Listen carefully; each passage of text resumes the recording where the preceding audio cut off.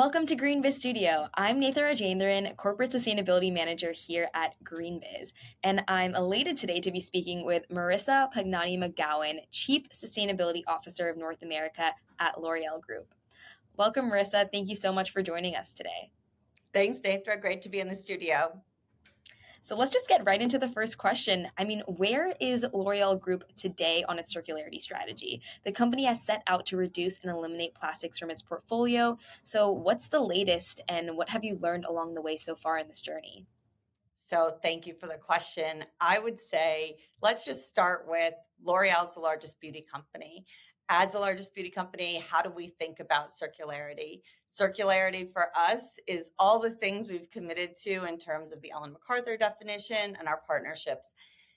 That said, for us, it's as simple as decoupling our strong business growth from our virgin material use. That is throughout our product life cycle. We don't look at it through one product lens or one aspect of the life cycle. We actually look at the life cycle of all of our products internally.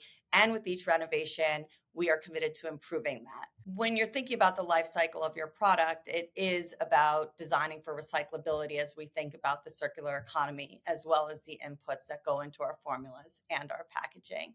When it comes to the material choices we make, we want to use less and better plastics. We want to use more post-consumer recycled plastics, and we want to make sure that we're bringing the consumer along the journey through offerings such as refills. Great, thank you. For a company like L'Oreal Group, engaging customers and having a customer-centric approach is not only important for the products that you sell, but to get customers and consumers on board with these sustainable purchasing decisions. How are you working on that engagement strategy? So speaking of the consumer, they really are at the center of everything we do at L'Oreal. We want to make sure that we're chosen for our quality, for our efficacy, for having fantastic products, but also for our sustainability. It is one of our commitments to bring more transparency to the consumer, to give them the agency of choice. I mentioned before that we do internal life cycle analyses, and we committed to bring that information to the consumer through a product impact label, which is live on many of our brands. In terms of the product impact label, that really compares L'Oreal products to each other from an environmental and social perspective and their impacts. We did also commit to a consortium, and we hope that there will be actually an Eco Beauty score that we will convert to as soon as it's available, which will allow as many beauty products as we have participants to be a part of that measurement and again, empower that consumer. We also are bringing more options to the consumer through the lens of refillable product formats. You see it often with our luxury products where you see refillable perfumes, and with our larger format hair care and lotions, you'll be seeing refillable pouches. Finally, we have to work very closely with our retailers. So much of the messaging that gets to consumers is actually through our retail partners. And we think it's critical that we partner on education and make sure that the consumer is getting a consistent message rather than some of the conflicting messages that are out there today. How is L'Oreal supporting and accelerating these evolving recycling systems that you mentioned consumers might be engaging with to align with the goals of not only creating a more circular economy in general, but increasing circularity at L'Oreal overall? So we work tirelessly internally on designing for recyclability. But as you know, we have to make sure there are municipal recycling systems that can take those materials and turn them into something else. In the US today, we have over 9,000 recycling municipal systems, and yet we still have 40 million people without convenient curbside access. So how are we addressing this? One is by supporting extended producer responsibility. For those who are not as familiar with it, this is really companies contributing to the end of life management of their products and investing in recycling systems of municipalities. We want the recycling systems to be as robust as possible. We want the education to be there for the consumers.